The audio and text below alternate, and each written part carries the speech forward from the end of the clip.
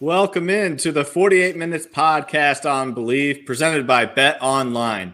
I'm Ross Geiger, joined alongside Bruce Bernstein of Pure Hoops Media and World B, Michael Freer.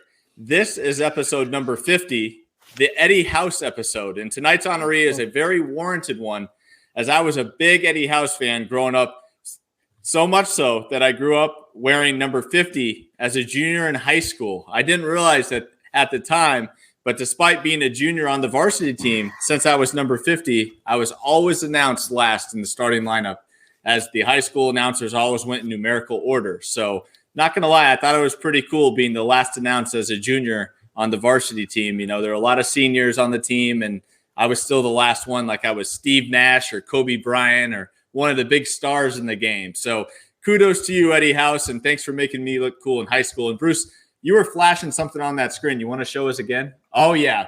My apologies to the Admiral, David Robinson, as Bruce puts up a very nice Topps card of the Spurs legend there. And was tough to pass on him, but I had to go with the guy in my heart, and that is Eddie House. And you know what, Bruce? That's a guy that also played for your Boston Celtics, so you can't be that mad. No, I'm not. I mean, Eddie House is on the NBC Sports Boston studio team now, along with Brian Scalabrine and Amina Smith.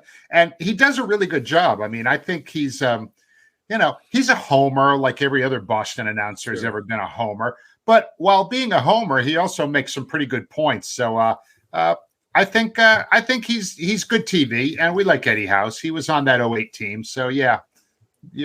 We're good with Eddie. We're good with Eddie. Perfect. Yeah, I'm glad you're good with the Arizona State Sun Devil there. But before we move on any further, want to let everybody know Bet Online is your number one source for all your championship finals info, stats, news, and scores. Get the latest odds and lines and the latest matchup reports for this year's NBA and Stanley Cup finals. BetOnline is your sports intel headquarters this season, as we have you covered for all your insider sports wagering needs, from basketball and hockey to MLB, UFC, and boxing. The fastest and easiest way to get your betting info, including live betting options in your favorite casino and card games, available to play right from your home. Get in on the action today. Head to the website or use your mobile device to join, and be sure to use our promo code BELIEVE, that is BLEAV, to receive your 50% bonus on your first deposit. Bet Online, where the game starts. And tonight, Bruce, I start with you for our opening tip. Thank you, Ross. You know, here on the 48 Minutes podcast, we try to address topics that other shows might not care about, but that we feel are important when it comes to understanding what matters in the NBA. So I'd like to open with an appreciation of a so-called journeyman who's with his 11th team in a 13-year NBA career. He probably won't be headed to the Hall of Fame as a player, but his teammates and coach consider him incredibly valuable both on the court and behind the scenes. His name is Jeff Green, and you've seen him coming off the bench, playing around 18 minutes a game, usually in relief of one of Denver's three starting bigs. In the postseason, he's only averaging around 4 points and 2 rebounds, but he is always ready when it's time to go. Just 3 months shy of his 37th birthday, the 6'8", 235-pound Green continues to show great athleticism and bounce, as well as veteran leadership that benefits his younger teammates. Just the other day, Aaron Gordon was asked about Green, and he called him his big bro, who gives him great advice on a regular basis. Although Green has had a long career, it hasn't been an easy one. He was the 5th overall pick in the 2007 NBA draft by the Celtics, but was traded to Seattle in the deal that brought Ray Allen to Boston. After 3.5 seasons with the Sonics/Thunder, Green was traded back to Boston in 2010. But late in 2011, he was diagnosed with an aortic aneurysm and underwent open heart surgery, missing the entire 2011-2012 season. During his downtime, he not only rehabbed from the surgery, but he finished his education at Georgetown, earning a degree in English with a minor in theology. After Boston, he played for 8 more teams in 7 seasons before ending up in Denver 2 seasons ago. Jeff Green has been a beloved teammate everywhere he's played, and now as the elder statesman in Denver, he's just 3 wins away from his first NBA championship. Rarely has a so-called journeyman been more valuable off the bench, on the team playing, in the locker room, in practice, and yes, on the court. In short, Jeff Green's value far exceeds the numbers next to his name in the box score. It truly is an incredible story when it comes to Jeff Green, and he is well known around the league amongst his peers as Uncle Jeff or Uncle Jeffy, and goes along the lines of what you were just saying there, as being a model and mentor to those younger than him. And for guys that are out there, of course, doing sports betting, I always like to put Jeff Green in for 2 points a game. Right now, it's been around 420, 460 for him to just score 2 points. Of course, he had a big game in game 2, which we're going to get to here soon. So keep an eye on Jeff Green's points line in your same game parlay. As for my opening tip, I had mentioned on last Friday's show that I'd be curious how Suns owner Mat Ishbia planned on using the $20 million he saved by Detroit hiring Monty Williams as their new head coach. Well, we're already getting a ton of clarity on how those funds are going to be utilized. We learned this past weekend that Suns assistant and head coach finalist Kevin Young will actually stay on in Phoenix on Frank Vogel's staff and reportedly will become the highest paid lead assistant in the league. And then earlier on Monday, it was also reported that the Suns have hired David Fizdale as an assistant coach after receiving a very competitive offer that convinced Fizdale to depart his front office role with the Utah Jazz.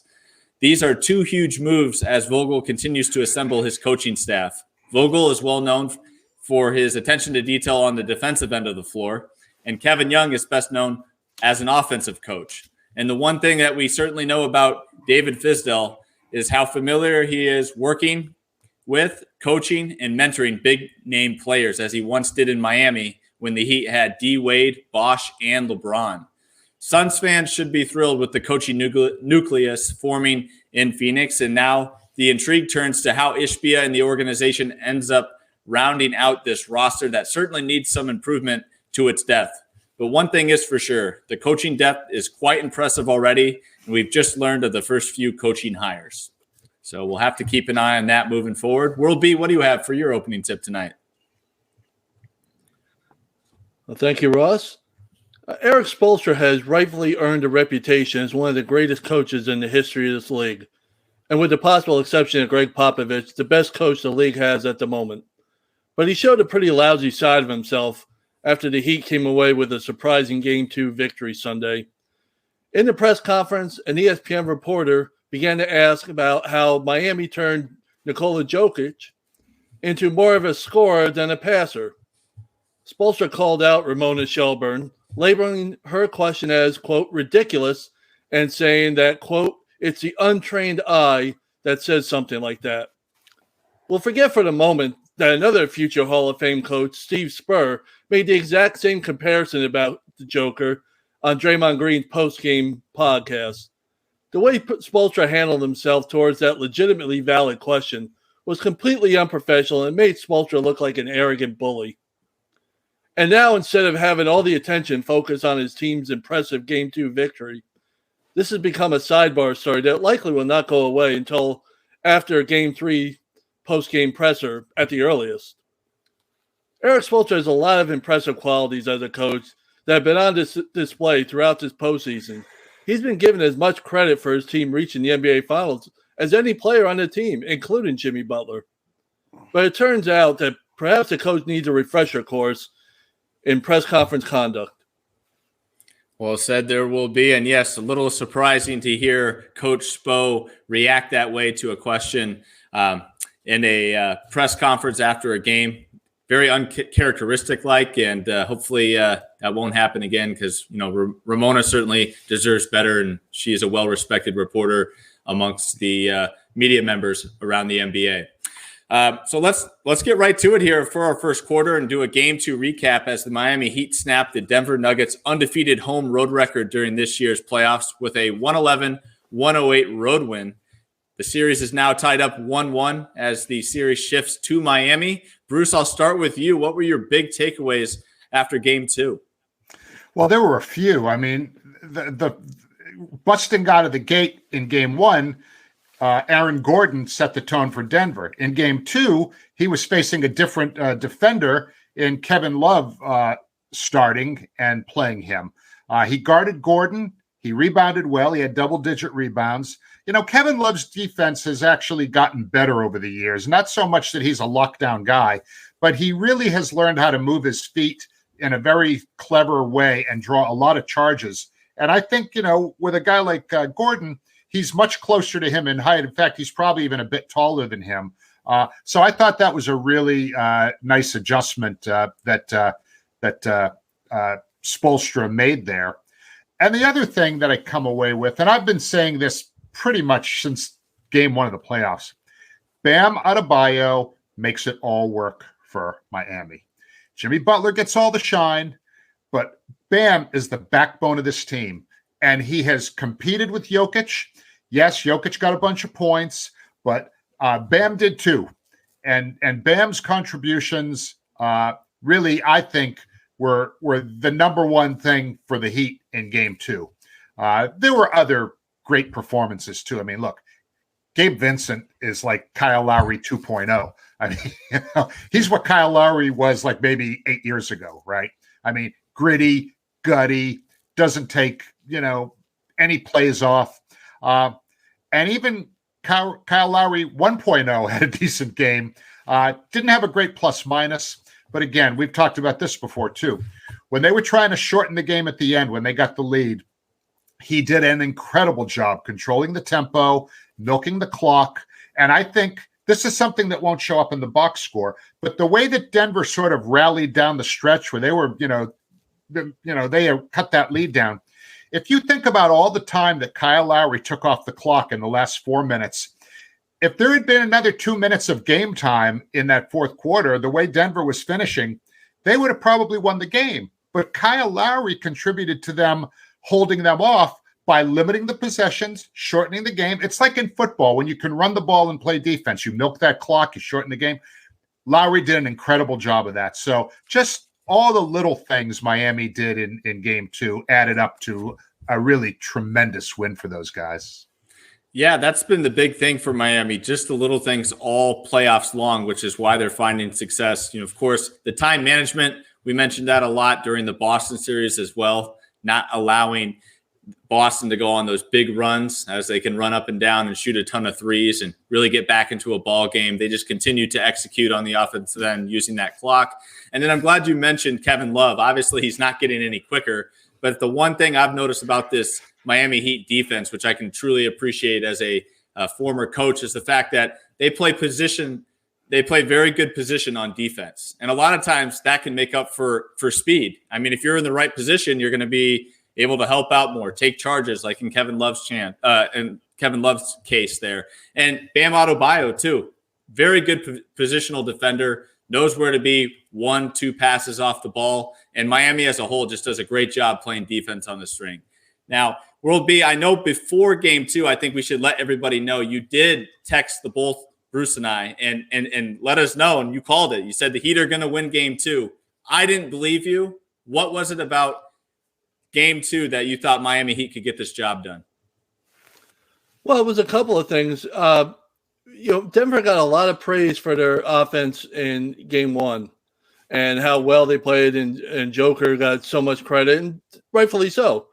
But you look at the end of the day, they only had 104 points in this game. So, while the offense was certainly efficient, it wasn't like they scored like the Denver teams of the 80s when they averaged 120 points a game. This wasn't the same explosive Denver offense we saw in game. They had, they dominated that game. They deserved to win it.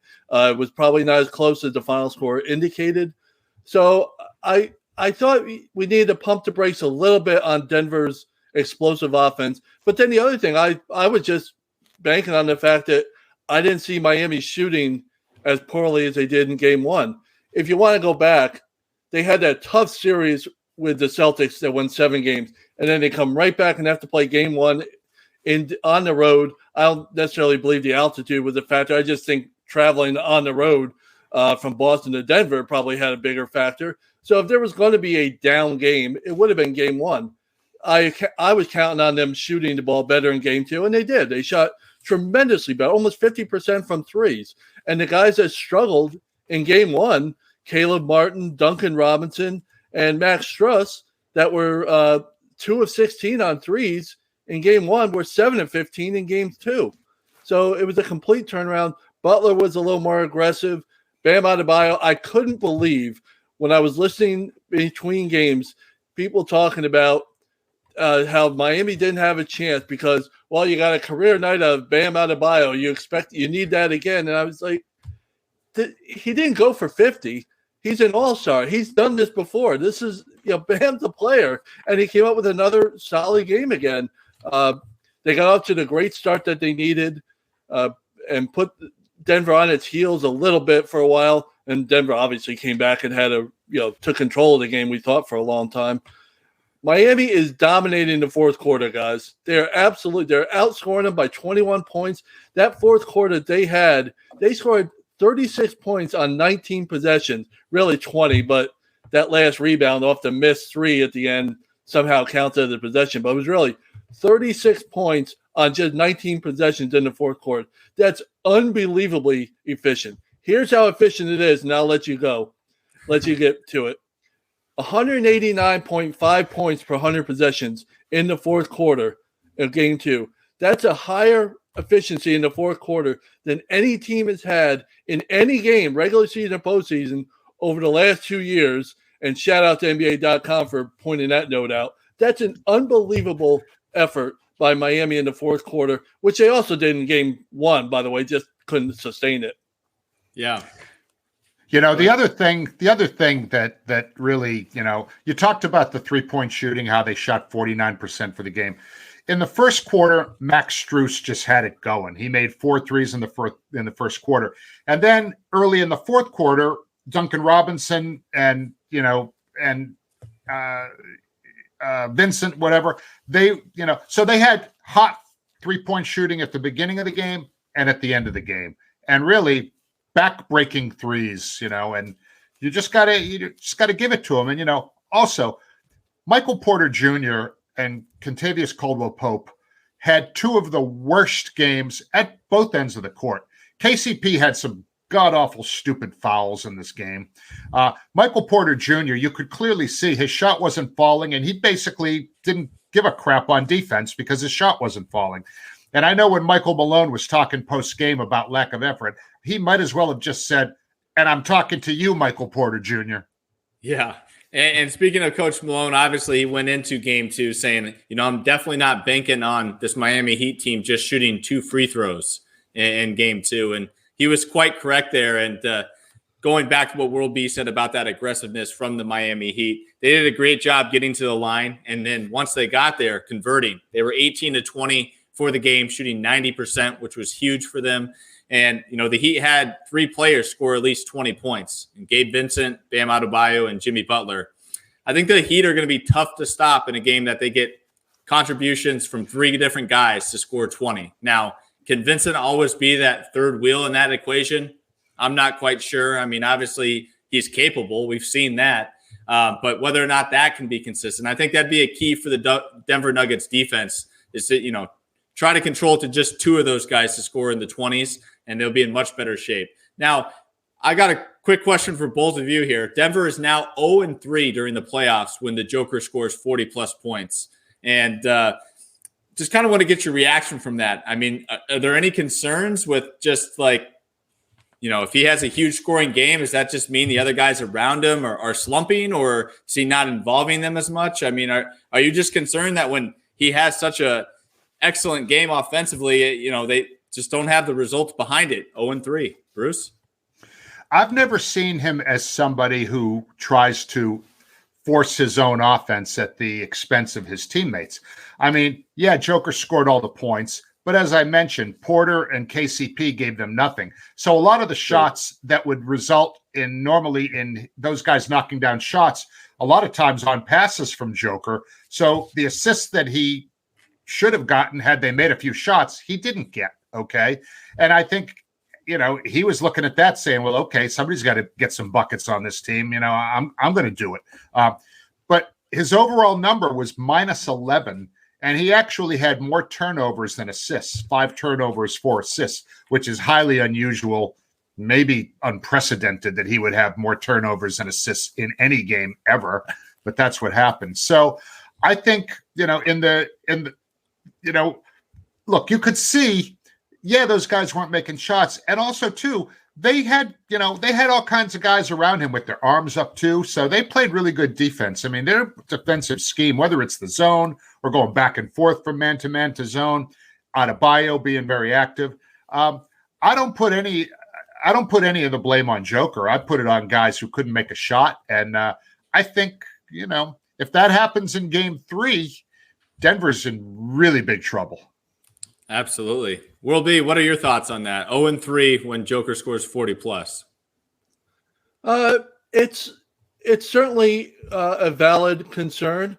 I would place a higher emphasis on it if it wasn't for the fact that Michael Porter Jr. and Kentavious Caldwell-Pope have had 2 lousy games and not just a good game 1 and a lousy game 2. They haven't been anywhere close to what we expect from them in either of the first 2 games. So I don't know if it necessarily falls on, that number, but, the numbers are the numbers. Like you say, he had 41 points in game 2. The other 4 starters had 41 points in game 1. That ratio was 27 for Joker and 63 for the other 4 starters. So, there could be something to be said for that. At the end of the day, I just think the fact that those 2 have not played well. Aaron Gordon's had been fine in both games, really, numbers-wise. So it hasn't bothered him one way or the other. Jamal Murray didn't have a great game in game 2 until the end, where he hit a couple of threes and got him, to make that rally. So I don't necessarily think it falls on Joker. I agree with Bruce. You know what? Nobody else was scoring. I had to score, and he literally couldn't be stopped at times. Making some incredibly, well, we call them incredible shots, but for him, they almost look routine. You got to remind yourself who's taking the shot, because it doesn't look pretty all the time. And he goes, holy cow, I can't. And then you correct yourself and realize, oh, well, he did it. So, that's how it goes. But, I think more balanced. They did not have the same assist percentage in game 2 that they had in game 1, not even close. It was 73% in game 2 or game 1. And which was the second highest for Denver in the playoffs, and then 59% in game 2. So they weren't, without Joker dishing it out, as Bruce mentioned, just 4 assists. The assist percentage went way down. So that means the ball movement isn't there. That means a lot of things, the assist, the distribution just isn't there like it normally is. That's a key to their success too. So at the end of the day, no, I don't think there's anything to it. Okay, fair enough there. I guess I could have said that like 5 seconds into your question. Yeah, no, I like the explanation. I certainly appreciate it there. So anyone else have anything else before we get to the second quarter here and preview our adjustments? No, let's do it. Let's fix this thing for those guys. All right, second quarter time here as we get ready for game 3. Let's get to our adjustments and preview here. And World B, I'll start with you. What adjustments do you think we'll see as this series shifts to South Beach? Well, for one, for me, the big question is always, how well is Miami going to shoot? If Miami shoots the 3, Denver's in trouble. It's just that simple. How can Denver defend on the perimeter? Because, I've talked about it throughout the regular season and in the postseason. Miami was 27th in 3-point percentage.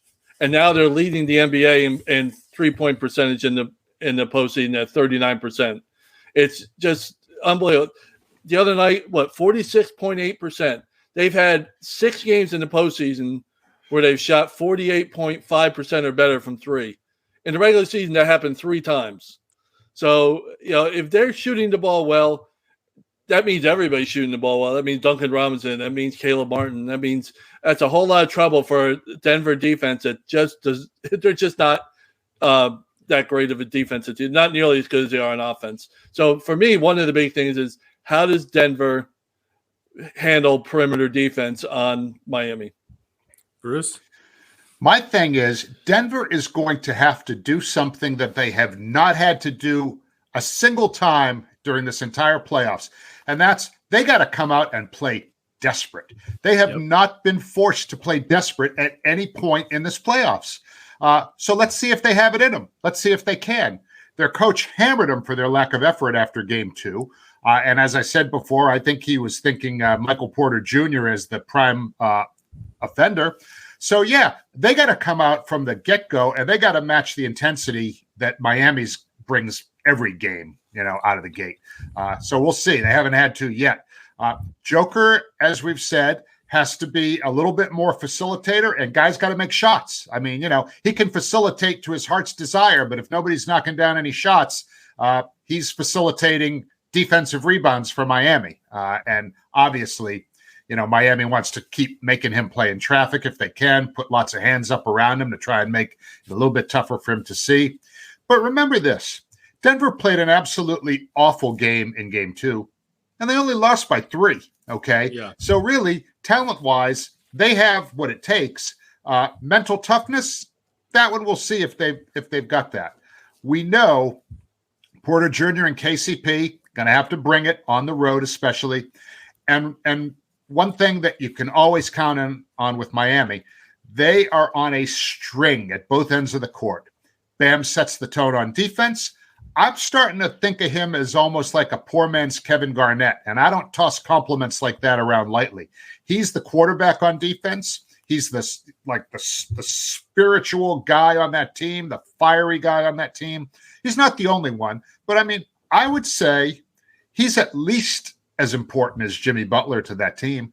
I don't think, Jimmy Butler can do the things that he does if Bam Adebayo isn't out there with him. So I would expect Bam Adebayo to continue to set the tone on defense and, throw it up there, see what happens, Ross.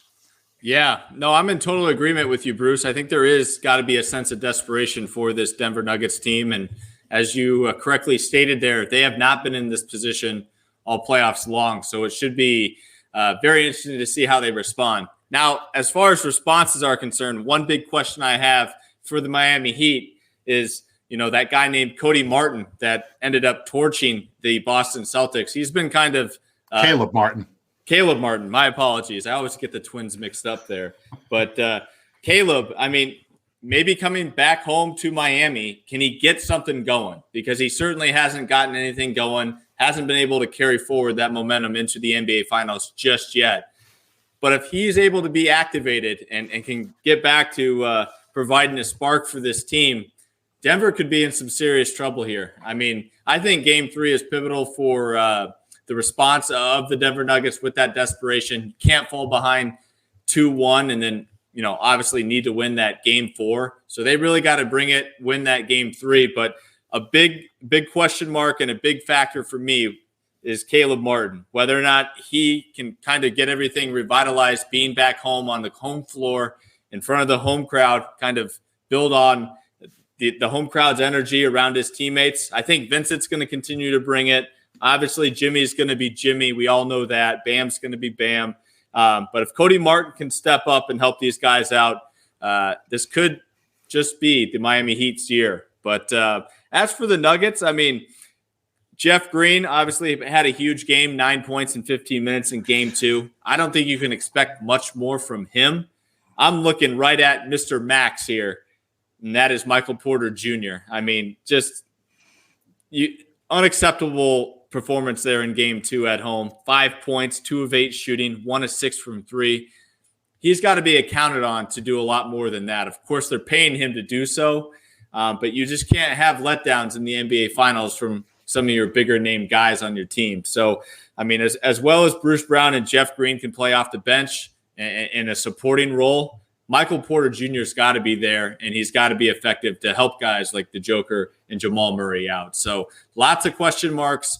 Now, it's funny, they flipped. It's now a lot of question marks for the Denver Nuggets. Before, we were talking about all the question marks for the Miami Heat, but stealing one of those first 2 road games and doing what no team has done in the playoffs thus far, and beating the Nuggets in Denver, pressure certainly shifts. So I'm looking forward to seeing what we get in Game 3 here. And with that, we've gone ahead and reached our halftime buzzer. So we'll go ahead and take a quick break and come back with you for the second half.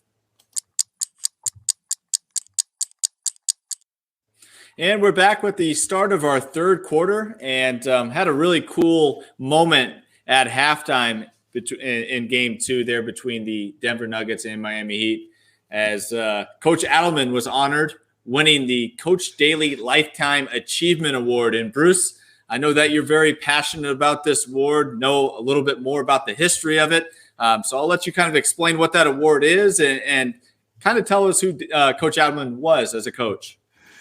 He was a real innovator at the offensive end. I mean, he coached those really outstanding Sacramento teams that couldn't get past the Lakers back, 20-ish years ago. He was a huge influence on Erik Spoelstra because when he was in Portland, Erik Spoelstra was a young pup in their organization, and I believe Erik's dad also worked in the organization too. So Spoelstra gives Adelman credit for being a big influence on him. His son David is actually on the bench in the finals. He's an assistant to Michael Malone in Denver. A couple of guys in the final series played for Rick Adelman, believe it or not. Kyle Lowry played for him in Houston. Kevin Love played for him in Minnesota. He's number 10 all-time in coaching victories. He's an inductee in the Naismith Basketball Hall of Fame, class of 2021. It's hard to believe, but the guy's 76 years old. I mean, and he always sort of looked youthful to me, but, time catches up to all of us, I suppose. But it's a great award. And I always enjoy seeing Rick Carlisle out there, handing that award. Rick's head of the Coaches Association. And he's just somebody I used to work with. I would call him a friend. I'm a great admirer of his. And I always enjoy when he has something to say about a coach. It always gets my attention because, he's just super smart, and great honor for Rick Adelman. Congratulations. Yeah, absolutely. Congrats to him. World B, do you have anything to add as far as what you may remember about Coach Adelman? A very successful coach. I mean, he took the Portland Trailblazers to 2 NBA finals. He just happened to run into the bad boys at the peak of the height of their excellence in 89 and then or 90, I guess, in this case. And then, he ran into Chicago during the second title of their first three-peat. So it was, he had some really great teams back in the day before he got to Sacramento, where, he really made a name for himself, leading the Kings to, unprecedented success for Sacramento anyway. Those are the most, that was the most fun team to watch in the league for years. So, very deserving award for a really top line coach. Yep. And I remember those Sacramento days. I think he was the master of the corner offense and did a great job utilizing the talents that he had with Bibby, Peja, Doug Christie, Chris Webber, Vlade Divac. I mean, those were some good teams back in the day. Going up against the Los Angeles Lakers, just fell short on some tough occasions there in LA in those game sevens. But speaking of coaches, we also have some more recent notable assistant coaching news that we want to get to here tonight. Of course, I had mentioned Kevin Young at the top of our show here tonight as my opening tip, but let's go ahead and get to Bruce's team here as they went ahead and signed Sam Cassell, the longtime point guard and now longtime coach, spending the last 3 years as the lead assistant in Philadelphia. Bruce, what are your thoughts on Sam Cassell coming over to Boston to help out Joe Mazzulla? This is a very popular move in Celtics Nation. Sam, obviously, he won 2 championships as a Houston Rocket with Hakeem Olajuwon in his first couple of years in the league. Then he was on the 2008 championship team with Boston, along with, the big three and that crew. This is a big deal in Boston. I mean, the Celtics organization has always prided itself on having, I guess you could say a culture. They used to call it Celtics pride, but it was pretty much the same kind of deal that Miami and San Antonio claim to have as far as institutional kind of philosophy of success. So it's a big deal. Celtics pride definitely needs a reboot. And while I'm not sure that Sam is going to be necessarily the number one assistant, just having him on the staff, here's a guy who can talk to guys like Jason Tatum and Jaylen Brown with the kind of credibility that nobody on the staff this year had. Yeah. And another coaching hire will be that will lead to you here. Kevin Ollie is headed to the Brooklyn Nets as an assistant coach, obviously won a title at UConn and also coached the inaugural Overtime Elite and kind of paved the way to get that started up and running to go head-to-head with the G League Ignite. What are your thoughts on Coach Ollie with the Brooklyn Nets? I think it's a good move. I never have a problem with him there. He has coaching experience, obviously, at the collegiate level and the if you want to call it now the professional level. He also is a former player, obviously, played on I believe the Sixers team that reached the championship against the Lakers back in 2001.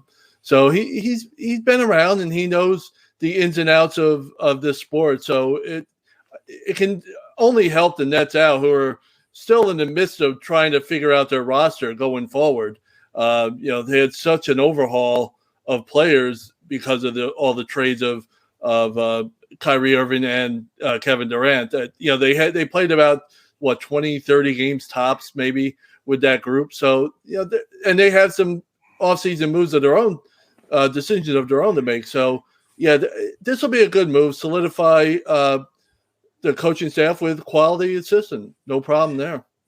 Kevin Ollie was always destined, I think, to be a coach. He played on 13 NBA seasons for 11 different teams. And I can still vividly remember seeing Kevin Ollie on the bench. He always found a way to situate himself near the coaches. So I think he was kind of learning at their elbow. And I think he knew, he was a journeyman. We talked about Jeff Green at the top being a journeyman. He's a classic journeyman, okay? But he always seemed to know where the coach was sitting, and he always situated himself nearby. So, and let us not forget, not only did he coach in college, he won the national championship with Connecticut in 2014, okay? No small accomplishment. He also sued the school for discrimination and got paid a boatload of money. So he may be getting paid in his new gig, but I mean, he's doing fine financially. Thank you very much. Yeah, absolutely. And the one thing that he does have on his coaching resume is obviously coaching younger talent, as we mentioned with UConn and the Overtime Elite. So goes right along the same lines with the Brooklyn Nets that have a young squad. And I think he was also a finalist for the Detroit head coaching job. So got some experience, at least interviewing for that role, and might be a head coach here in the near future. Now, a name that Bruce had dangled out there to possibly join the Boston Celtics staff, at least someone he would like to see mentioned. Terry Stotts is actually going to be headed to the Milwaukee Bucks to join first-year head coach Adrian Griffin. Stotts had previously been a head coach for the Bucks back in the day, and now joins a much different Milwaukee Bucks club and ownership here. Bruce, what are your takeaways with Stotts headed back to Milwaukee? And I think that's a good fit going right hand in hand with Adrian Griffin signing. Total win. Great hire. I got nothing else to say. I mean, for a young coach like Adrian Griffin, who certainly is more ready to coach in the NBA than Joe Mazzulla was, simply based on the number of years he was an assistant, it's an ideal hire. Big win for Milwaukee. And I'll ask you this real quick. Should we fire up any trade rumors of Damian Lillard headed to the Milwaukee Bucks? I mean, Terry Stotts was his first head coach. So, I mean, should we start playing with the trade machine that you like? Add that to the list of places where he's supposed to be ending up. That would be a new one in the mix. I have him everywhere from the Lakers to the Knicks. So I don't know why Milwaukee would be any different. Why somebody would want that contract at this point? With Damian Lillard's injury history of late is beyond me, but that's all right. I agree with Bruce. I think Terry Stotts is a good hire. It'll definitely help out their offense. Terry's inability to get the team to play defense at the end is what ultimately cost him his job in Portland. Brought in Chauncey Billups, who, as Portland fans are finding out, it's not always the coach that's the problem, because Portland's defense is not exactly become elite under Chauncey yet. He's got a lot of young players, so it's not all on him, but it just hasn't improved dramatically. Let's put it that way. Yep. And moving right along here, another big name hire for the New Orleans Pelicans, James Borrego. Bruce, any thoughts on Borrego headed down to the Pelicans? it's kind of a return in some ways for him. He began his coaching career in New Orleans 12 seasons ago under, wait for it, Monty Williams. So it's a nice homecoming. He coached Charlotte for 4 seasons and was an endless disappointment to World B. Freer as the Hornets didn't sniff the playoffs during his 4 years there. But he was also an assistant in San Antonio and Orlando. He was even interim coach in Orlando when he was Jacques Vaughn's assistant back in 2015 when Vaughn got fired. So, good hire, a lot of stops along the way. He's kind of a journeyman coach, I guess you could say. But, it's a good guy to have next to Willie Green on the bench, I would say. Anything to add on Borrego there, Will be? Well, the first thing is I'll take a little issue with Bruce's characterization of Borrego's tenure with the Hornets. They did actually sniff the playoffs, making the play-in tournament. So while they got blown out in both years that they were in there, they at least sniffed it. They just had to sniff it not from a great distance away, a little bit closer, but that doesn't make it any better. I thought he was a good coach when he was with the Hornets. He wasn't a great coach. The defense was lacking, which I was surprised at because of his background as a coach, where he taught under or learned under. So I was a little surprised by that when he was with the Hornets, but he was also part of a difficult transition when they had Kemba and they were deciding what to do with Kemba, and they eventually let Kemba go and got a trade, so he was kind of in the middle of that. So it's not while it wasn't a successful tenure with the Hornets, it shouldn't all fall on him. Yeah. And last one that I want to get to here tonight, Silas is joining Monty Williams' staff in Detroit as the lead assistant. Silas has lots of previous experience being a lead assistant, having served in that role for the Hornets, Mavericks, and Warriors, and obviously most recently being the head coach of the Houston Rockets. Bruce, I know that you know his dad quite well, or did know him quite well, working at ESPN. What are your thoughts on Steven joining Monty's staff in Detroit? Any son of Paul Silas is okay by me. Paul Silas was one of the great men in the basketball family. Not only was he a great player with multiple championships to his credit in Boston and in Seattle too. His son, Steven, I remember when he got hired, I think as an assistant in Golden State, which I think was one of his first gigs. And I remember I asked Paul, can I have his email? I'd just like to send him a note. And I did. And he sent me this really nice note back. Just a wonderful, classy guy. And I'm so happy for him. Will be anything to add on Silas headed to Detroit?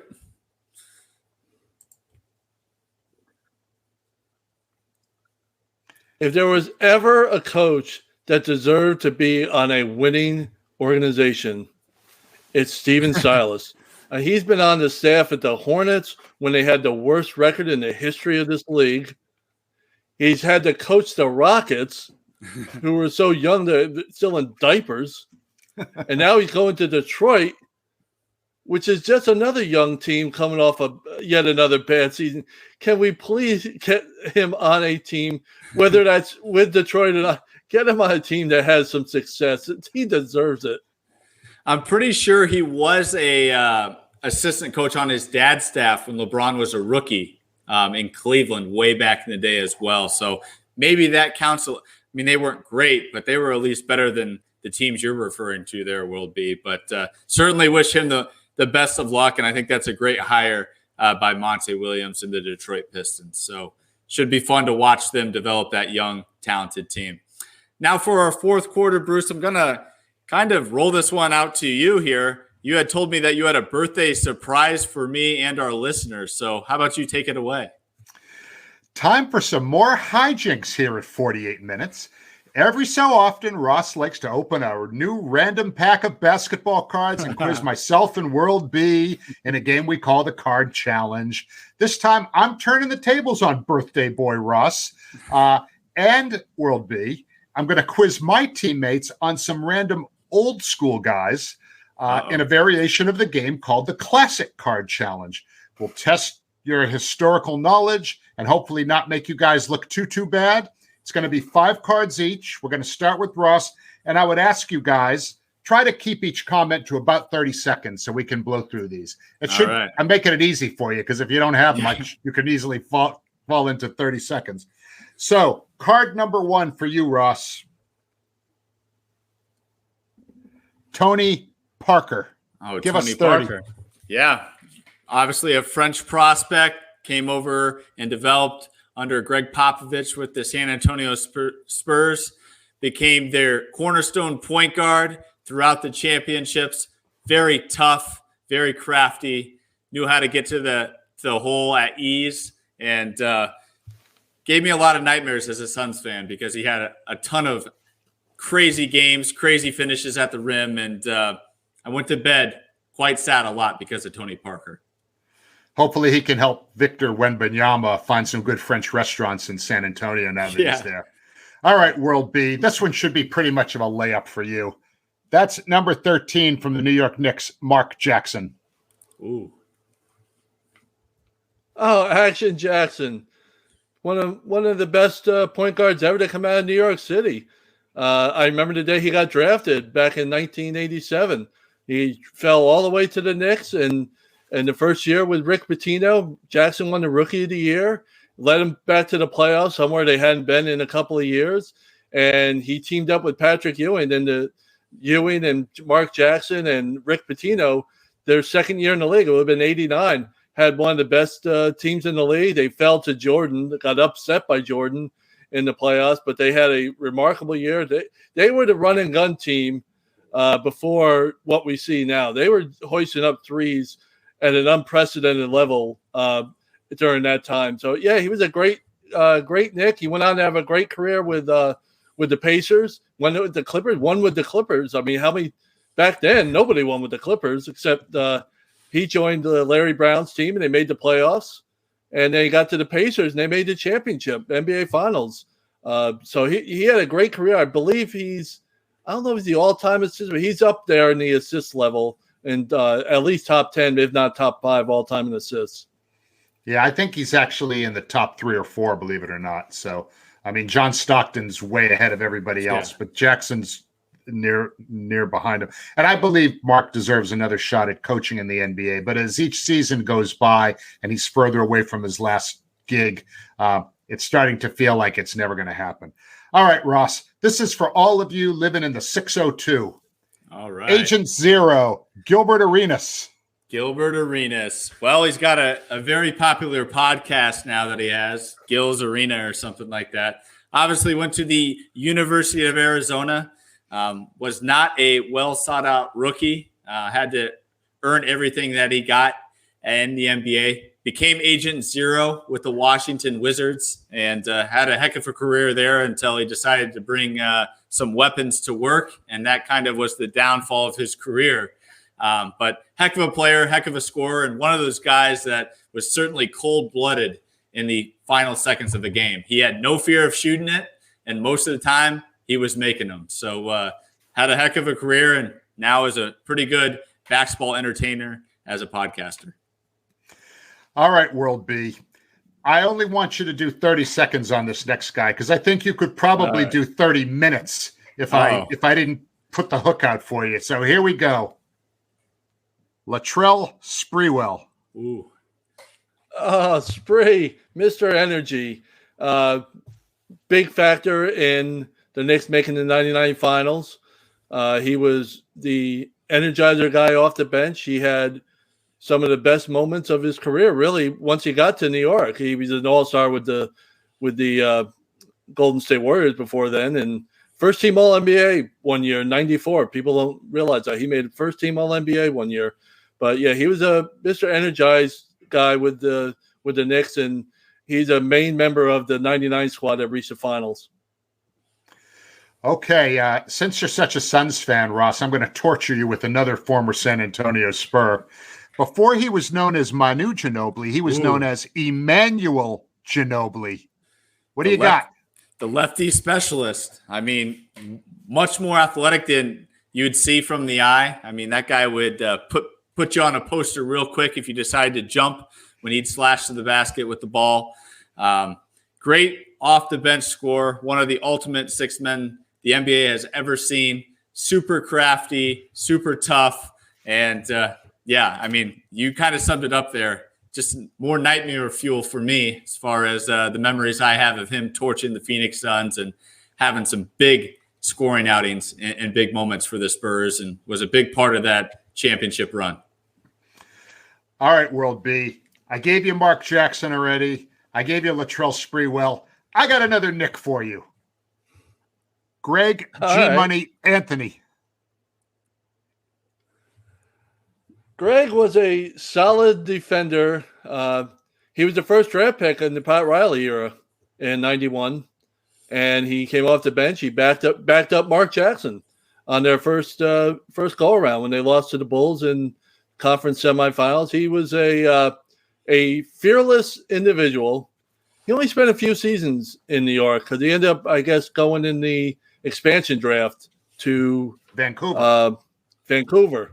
And then eventually ended up in Portland, where he had a good run there. But yeah, he was a good lefty off the bench. I always cringed when I saw him take a jumper, though. He had a great fight with Kevin Johnson one year too. That was one of the best brawls that I can remember.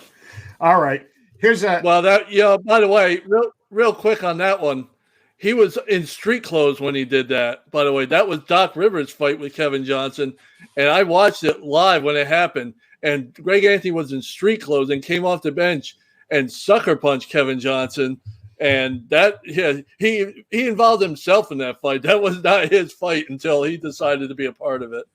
That was one of the most hideous shirts. Also, there used to be these shirts. They were called Huckapoo shirts. I don't know. You guys might not remember Huckapoo shirts. No, that was a Huckapoo shirt, and it was really, really ugly. All right, this next one, Ross. Is it Tim Duncan? Is it Tim Duncan? Like I'm starting to develop a theme here. No, it's going to be a layup by a guy who rarely shot layups. So here you go, Ross. Reggie Miller. Reggie Miller. What do you have? 9 points in 13 seconds against World B's New York Knickerbockers. I mean, that was a big one. Obviously, Reggie Miller, one of the all-time greatest three-point shooters, obviously had his record broken just a season ago by Steph Curry at Madison Square Garden. And, just a heck of a player, one of the more marketable stars in the 90s. I certainly had a poster of him growing up. And now looking back on it, knowing what I do now about markets, quite incredible, as he wasn't an Indiana Pacer at the time, not a really big market city. But I certainly knew about him growing up when I was just a young buck. So certainly watched his games and loved using them in NBA Live and NBA Jam because, man, he could really torch that three. And in NBA Jam, he'd get that hoop on fire. All right, World B. Card number 4 coming for you. Celtic great Kendrick Perkins. Wow. Rookie card. Big guy in the middle. Solid defender. And he's actually become more well-known since leaving the game as the personal leading member of the Joker fan club, if you will.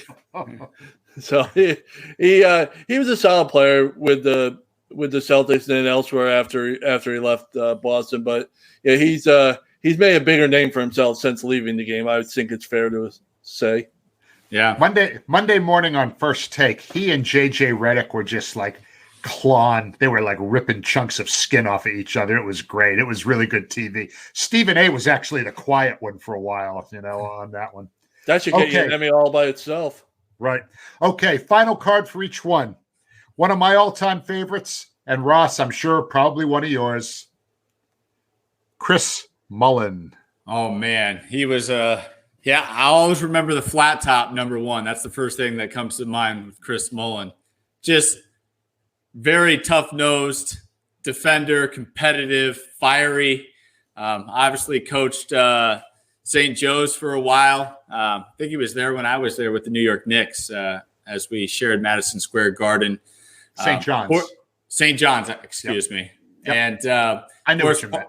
He was part of the Dream Team Played a role in that as well as a supporting member of that team, and just a warrior great. Had some big years with the Golden State Warriors, and he's made quite a career for himself from his playing days to his coaching days, and he'll be a legend forever. Final card, world be freer. The Fonz, LaFonso Ellis. Ooh. I'll say this. Well, I'll tell you one story. He was on the 94 Nuggets squad that became the first 8 seed to beat a 1 seed in the playoffs with the Kembe and Mahmoud Abdul-Rauf and company. He was on that squad. One of the nicest people I've come to work with during my time at ESPN. I mean, an absolutely super nice individual. And it's really great to see him do so well after his career. He was a solid NBA player. He was a solid college player, too, with Notre Dame. By the way, he was an All-American at Notre Dame, and then he got to the pros. He had a solid career. I don't think he was ever an all-star, but he stayed in the league for a long time. I just want to compliment both of you guys. I mean, a lot of those names are pretty well known, but you guys really demonstrated great depth of knowledge. And this is why people should really like 48 minutes. Yeah, we can talk about Miami, we can talk about Denver, but we can go back in time. And you guys, your historical perspective, your knowledge about these guys, I knew you guys were going to nail it. And that's why I wanted to have some fun with it. But bravo to you guys. I mean, great job out of you. We had a lot of fun with that one. Yeah, that was a lot of fun. And thanks for the birthday treat there, Bruce. That was you kept me on my toes with that one, throwing back the clocks and getting my brain fired up to retrace some memories. So that was a lot of fun. Let's go ahead and get to our final thoughts here. And Bruce, I'm going to start with you. Heat culture. When the 8th seeded Miami Heat made it to the NBA Finals, they started by beating the number 1 seed, then the number 5 seed, then the number 2 seed. Check, check, and check. And if the Heat expect to win a championship, they'll need to beat the top team in the West, the Denver Nuggets. The Miami Heat never had the home court in any series, but they really don't care, okay? The Heat like to tell you about their institutional culture, and while many fans poo-poo it or say it's exaggerated, I say it's a thing, and it is real. So what does it consist of? Well, it starts with the leadership, namely the godfather, Pat Riley, and his like-minded coach, Erik Spoelstra, who was kind of mean to Ramona, and that wasn't cool, Erik, but Ramona deserved better, and she's awesome. But I digress. Riles has been there 28 years. Spoelstra's been there 28 as well, the last 15 as head coach. In a league that features impatient management, Riley, Spoelstra, and the Arison family, which owns the team, are the exact opposite. Stability at the top means a course of action can be established, implemented, and given time to take root. Player development has always been one of their strengths, as evidenced by all the undrafted guys making an impact on winning. Conditioning is also a priority, and no NBA team is in better shape, as we saw with them closing hard against Denver in a game where a lot of times the opponents are not physically sound. That also goes along with cutting hard, playing smart, playing gritty, playing team defense, and always appearing to be in sync with one another. Those are also hallmarks of the Heat culture.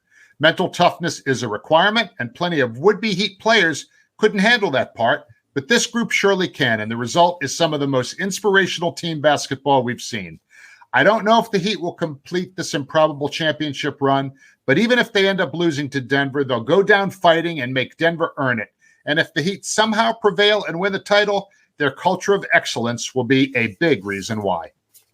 Well said there, Bruce, and certainly have a lot of legends around that organization, as you just stated there, and this one could be added to the resume as it continues to grow. As for my final thought, the deadline to pull out of the draft is now over for NBA draft prospects, and now we're just a few weeks away from draft night. Being a huge fan of draft night, I love to keep an eye out for who's working out who. So it's a very interesting time to track which draft prospects work out where. and go ahead and follow the reports that leak out after each workout. I'm certainly keeping an eye on it. I certainly will keep you guys up to date. I know today, one of my favorite draft prospects in this year's draft, Gigi Jackson, who's now sliding into the second round, worked out for the Indiana Pacers.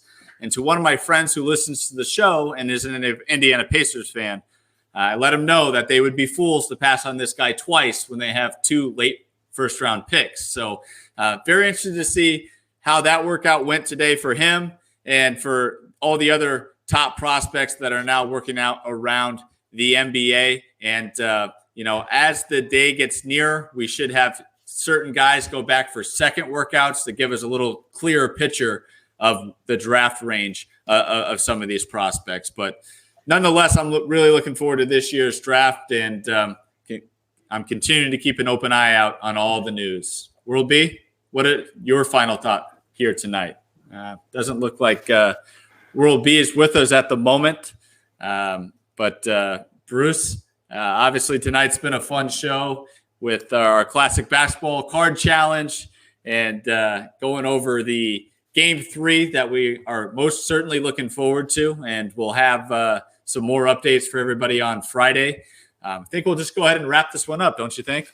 Yes. And World B, thanks for joining us. A little technical difficulties towards the end of the show. We apologize for not being able to get to your closing comment. I'm sure it was something really, really smart, as it always is. But we'll see you, World B, next time. And Ross, as always, it's a pleasure. And who do you have in Game 3 for the Heat Nuggets? Who do you think is going to win Game 3? I'm going to take Miami. I think they got the confidence behind them. I'm actually going to redeem myself here, and I'm going to say Caleb Martin has a big game. I think he's going to score in double figures in Game 3 and propel the Heat to a Game 3 win. So we'll have to keep an eye out on Caleb Martin. But before we go, Bruce, who do you have real quick? I think it's going to be Denver because really they've come so far this season. And if they lose Game 3, I think they're really going to be on the rope. So I think Denver is going to show us that they can play with desperation. They're going to come out and do it. It will be a dogfight. It will be a close game. It will not be a blowout. But I see Denver grabbing the home court back and taking a 2-1 lead. And we'll see what happens when we're back later in the week. Certainly will. And with that, that will do it for this edition of the 48 Minutes Podcast on Believe, presented by Bet Online. Thanks for tuning in, and we'll be back with you on Friday to be sure you're up to date in 48 on all things around the association. Take care, everybody.